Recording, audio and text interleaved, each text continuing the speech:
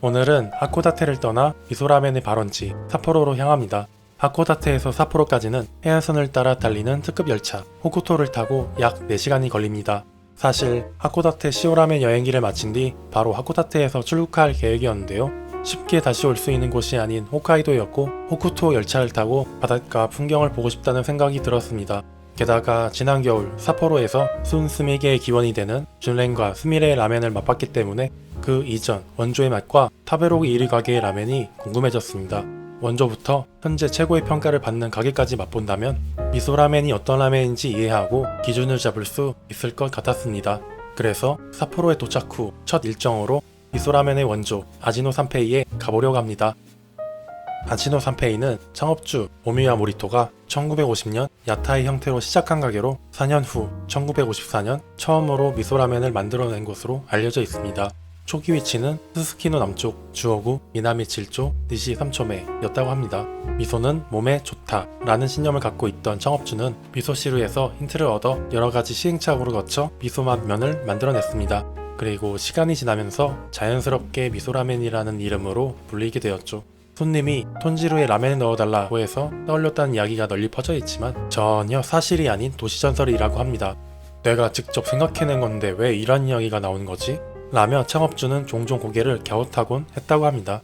미소라멘 하면 꼬불거리는 면을 떠올리는 사람이 많지만 이 꼬불면 역시 창업주의 발상이라고 합니다. 그 이전까지 라멘의 면은 스트레이트 면이 당연하게 여겨지던 시대였죠. 니시야마 제면과 함께 진한 국물이 잘 배고 먹을 때 입술에 탱글한 식감을 전해주는 면을 목표로 개발이 이뤄졌습니다. 시대의 변화에 따라 면의 굵기는 예전보다 다소 가늘어졌지만 예나 지금이나 변하지 않는 것은 면의 탄력과 쫄깃함입니다. 밀가루 선택부터 삶는 방법까지 지금도 철저한 고집을 이어가고 있습니다. 창업주는 라멘을 단순한 음식이 아니라 제대로 된 식사로 생각했다고 합니다. 2차 세계대전 이후 모두가 영양 부족에 시달리던 시대에 어떻게 하면 한 그릇만으로도 사람들을 기쁘게 할 수 있을까 고민했다고 합니다.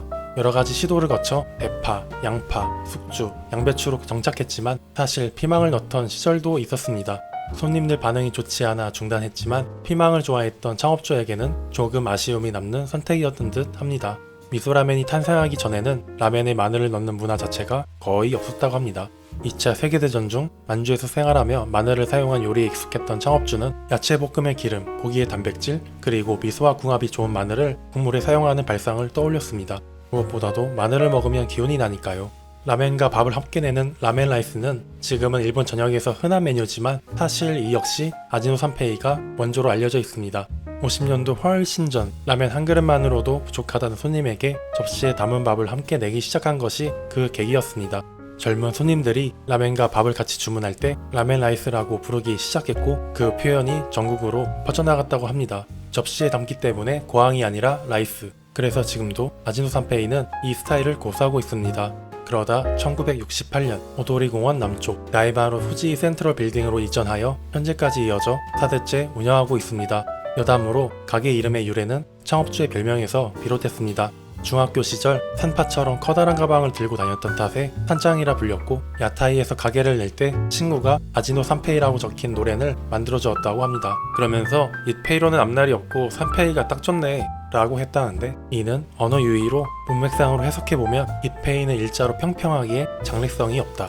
산페이는 일본에서 숫자 3은 안정과 균형을 뜻하고 창업주의 별명이 산짱이었기에 창업주의 정체성과 가게 이름이 딱 맞는 해석이 되는 것 같습니다. 그래서 창업주 역시 단번에 마음에 들었다고 합니다. 아지노 산페이는 오도리역 남쪽 17번 출구에서 도보로 2분 거리에 있는 나이마루 후지 센트럴 4층에 있습니다. 저는 12번 출구로 나와서 파르코 쇼핑몰이 보이는데요.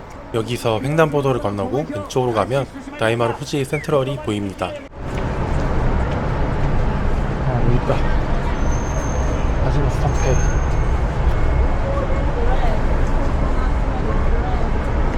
나이마루 후지 센트럴은 전층이 문구용품을 파는 상가 건물인데요. 아지노 산페이는 4층 구석, 정말 엉뚱한 곳에 있어서 찾아가려고 하지 않는 이상 발견하기 어려운 위치에 있습니다. 이렇게 건물 안으로 들어오면 문구용품만 가득한데 정말 이런 곳에 라멘 가게가 있을까? 라는 생각이 들지만 뭐 일단 그렇다 치고 에스컬레이터를 타고 4층으로 올라가 보죠.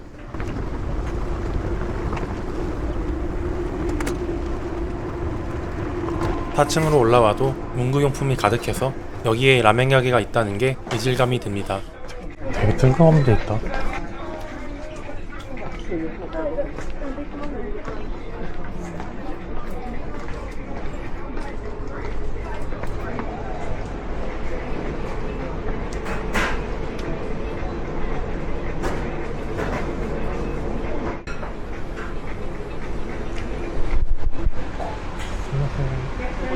그렇지.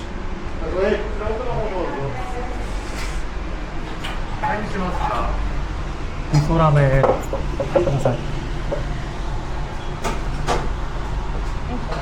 알겠습니다.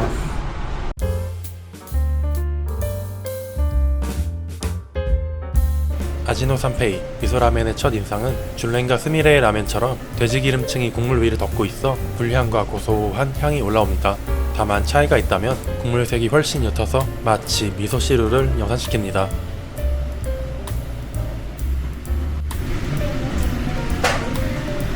국물을 처음 맛보고 든 생각은 역시 돼지기름 때문에 한 입에 먹기에는 뜨거웠고 보이는 그대로 미소시루가 떠올랐습니다.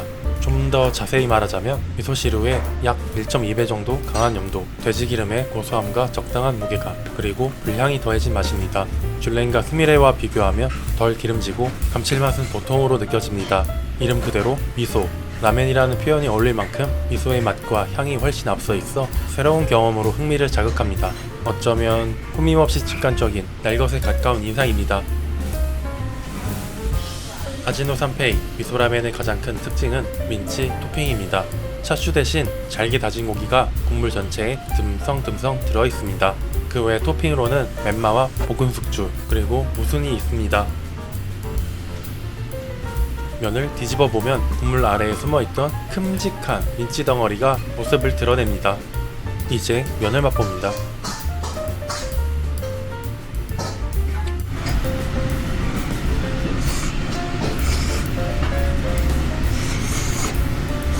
면의 삶기는 마리카타에 가까운 살짝 덜 익힌 듯한 식감입니다. 심지가 또렷하게 씹히고 탄력감이 상당합니다. 그리고 꼬불꼬불한 치즈레멘 특성 덕분에 돼지기름과 국물이 잘 배어들고 여러 번 씹게 만들어 돼지기름과 미소의 풍미를 한껏 느낄 수 있습니다. 민치는 아브라소바나 마제소바처럼 비빔 라멘에서만 봤는데 국물 라멘에서는 처음이라 꽤 낯설면서도 재미있는 경험입니다. 민치 덩어리는 틈 사이로 국물이 깊숙이 배어 있어서 씹는 순간 육즙과 국물이 팡팡 터지며 고기와 미소의 풍미가 진하게 퍼집니다.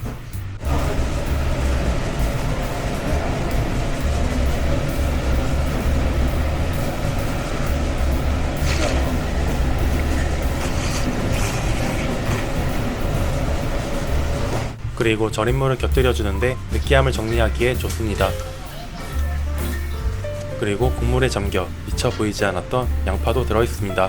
계속 라멘을 먹다 보면 미소의 존재감이 큰 아지노 산페이의 라멘 국물에 은은한 단맛과 감칠맛이 더해져 기름짐과 염도를 부드럽게 잡아주고 끝까지 질리지 않게 만듭니다. 하지만 단점도 있는데요. 미소의 존재감이 큰 만큼 발효된 향에 민감한 사람이라면 살짝 쿰쿰하게 느낄 것 같아요.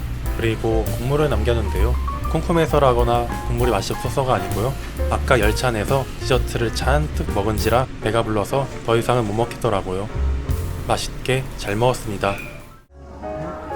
삿포로까지 왔으니 삿포로 맥주 한 잔은 마셔야겠죠? 그래서 삿포로역 지하에 있는 에비스바에 들렀습니다. 안주는 징기스칸을 주문했고요. 가성비가 좋은 것은 아니지만 다양한 종류의 에비스 생맥주와 지역별 시그니처 메뉴를 맛볼 수 있는 장점이 있습니다. 그래서 일본 여행으로 오면 한 번쯤은 들리네요. 그리고 오도리 공원에 갔습니다. 아쉬웠던 게 불과 14일 전까지 맥주 축제가 열렸다고 하더라고요. 이벤트가 끝난 뒤의 여름, 삿포로 시내는 너무 심심했습니다. 삿포로는 눈축제를 하는 2월 중순이나 라벤더와 맥주 축제가 열리는 8월 초에 가는 게 좋을 것 같아요. 이렇게 지난 겨울 줄렌과 스미레의 사전 경험으로 미소라멘의 감각을 익히고 나서 미소라멘의 원조 아지노 산페이의 라멘을 맛보았습니다. 원조라는 이름답게 좀 더 원초적이고 미소의 존재감이 강하게 느껴지는 라멘이었고 샤슈 대신 큼직한 민치가 들어있던 점도 기억에 남습니다. 그러면 오늘 영상은 여기까지.